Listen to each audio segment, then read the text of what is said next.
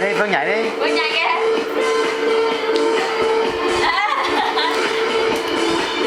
Nhảy ra hoa chứ. Đi nhảy ra hoa này bác quay nhảy kìa. Phương nhảy ra hoa, Phương nhảy đưa tay giọng này á kìa. Phương nhảy đưa tay đi, giọng này. Đúng rồi, vậy đó. Vậy đó.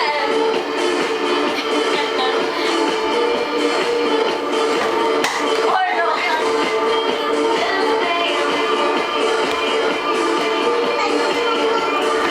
Con qua nhảy đi, qua nhảy qua coi.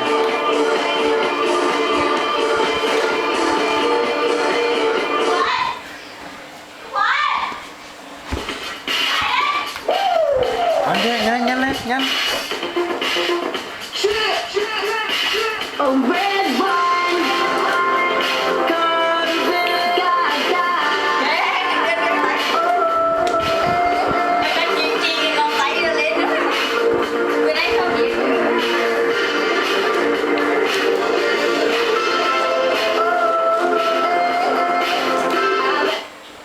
Phương qua nhảy đi, bao vào nhà này nhảy. Cô quay này nhanh lên. Bên kia.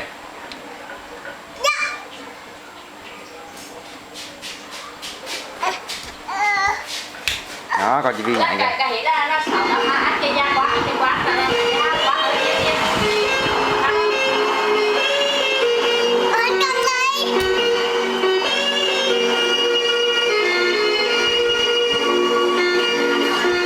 Con kia nhảy đi. Phương con kia nhảy đi nhanh lên.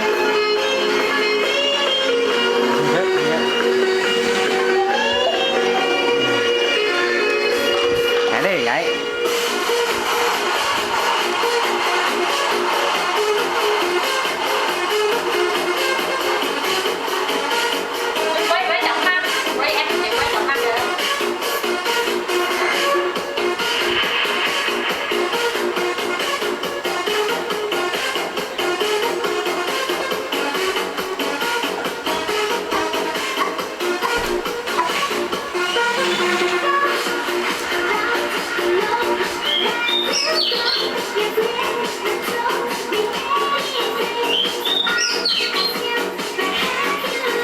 Vi nhảy đi, Vi nhảy mà quay nè.